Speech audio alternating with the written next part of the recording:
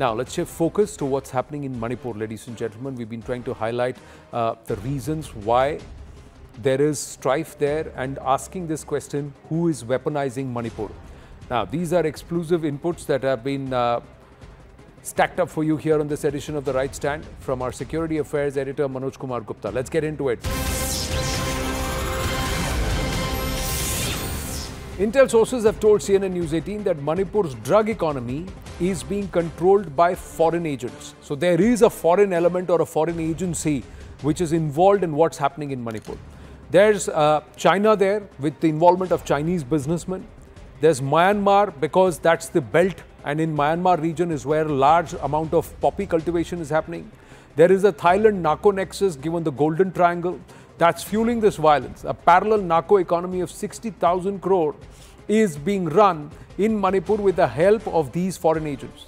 A homegrown problem between Kuki and Meiteis, which is a tribal conflict or an ethnic conflict, that's further fueling this, and that's also finding divided itself on religious lines, Hindu versus Christian, between the two tribes largely, I'm saying that. On 1st of September, armed immigrant Kuki groups used an ambulance to infiltrate Meitei villages. The Kukis were armed with highly sophisticated drones to carry out attack on the Kotruk village. That's what the cops are saying, Manipur police is saying. It's a problem between two groups fighting for existence and territory. And external factors are also further fueling this disturbance. One group is backed by religion from across the globe, and the others are trying to save their own indigenous identity. Now, are the West and China fueling this violence? Intel sources have told CNN News 18 that security concerns are huge in Manipur, with the West and Chinese influence and interference not being ruled out.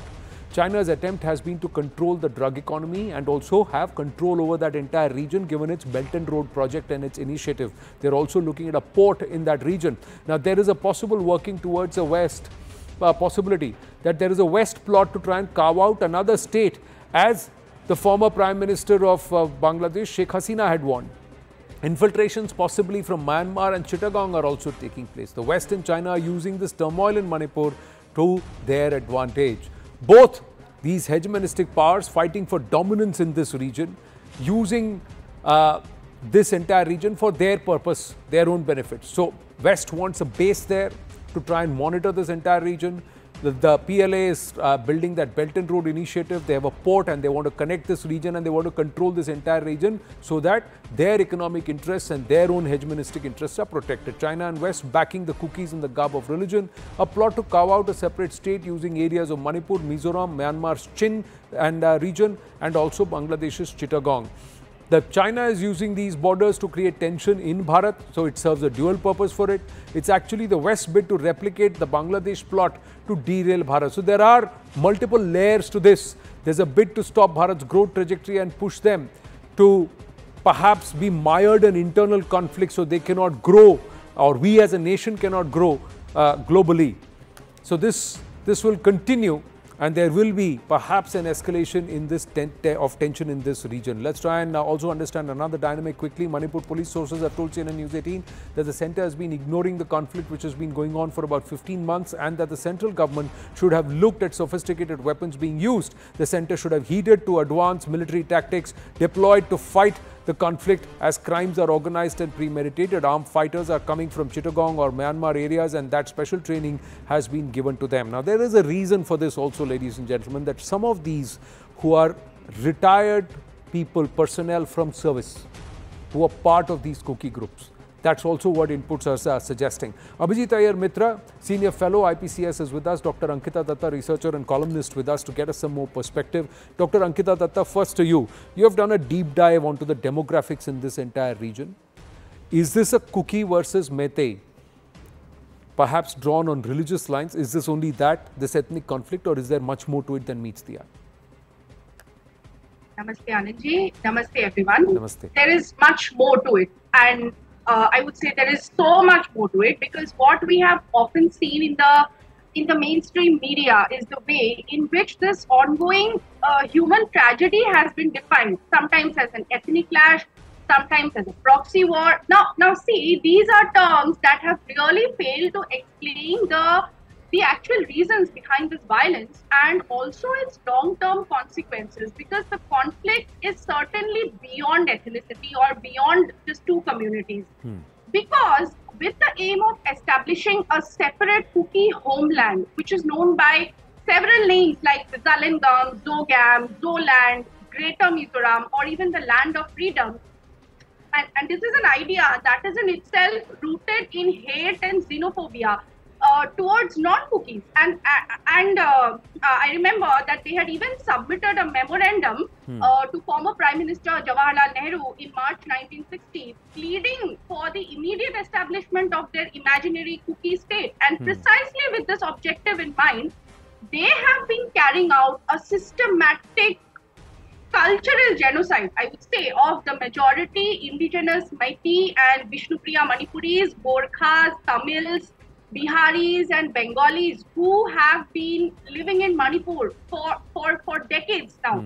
And these people have been wiped out from at least 8,000 square kilometers of Manipur's territory. Wow. More than 1,500 temples have been destroyed since the 3rd of May. And this temple destruction spree has been going on even now in full swing in Manipur, and latest was when a Pakhangba temple was destroyed by Kuki militants at this village, Vial Cherao village in Thobal district. And if we go back to history, the history of the entire Northeast, especially Manipur, we would be able to understand clearly that wherever these people, the Kuki Chin Mizo language speakers, wherever these people have settled, death and destruction has followed. And these people have orchestrated at least 10, this is the 10th major attack in Manipur. They have orchestrated prior to this 9 major attacks on the non-Christian indigenous tribes of not just Manipur, but also Assam, Tripura and Mizoram since 1990. All with the intention of occupying their lands and changing the demography of the entire Northeast. So you're saying it's a long-term project, and it's not a few. It's a long-term. It's a long-term project. And it's been happening for more than a few decades, if not far more, nearly a century. Abhijit Iyer Mitra, your take on this?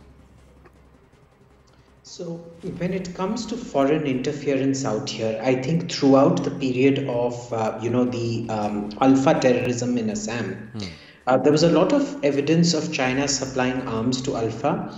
Most of the northeastern groups have a recorded, demonstrable history of getting arms from China through the 80s, 70s, even through into the 90s.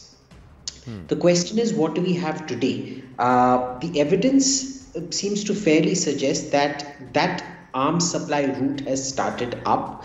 We don't know how the arms are coming in because at least on the Burma side of the border, there's a heavy military crackdown.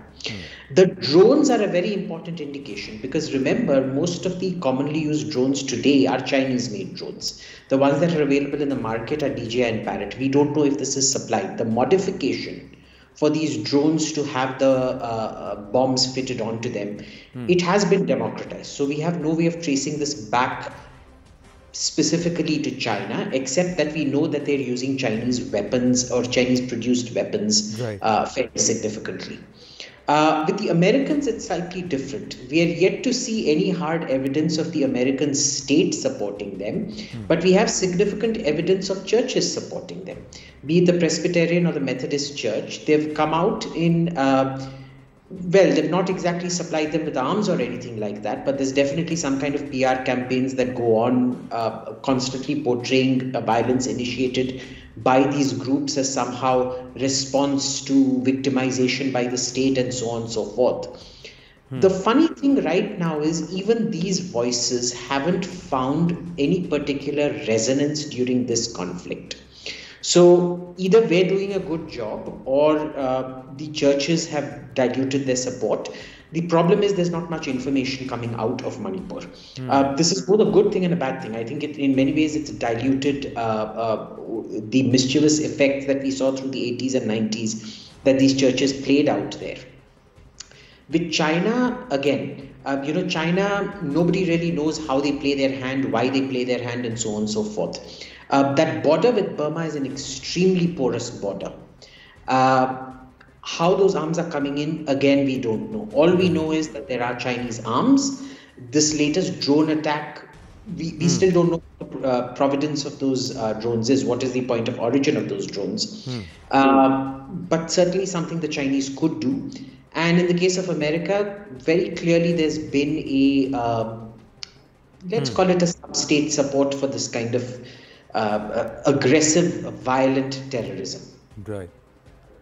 Fair point that you've made there, Dr. Ankita Datta and Abhijit Iyer Mitra. Thank you for giving and putting matters in perspective. I have to keep this short because we had a Karnataka story coming in, and we also have another exclusive story on Bangladesh coming through. Dr. Datta, thank you very much. I'm going to request Abhijit Iyer Mitra to stay on with us.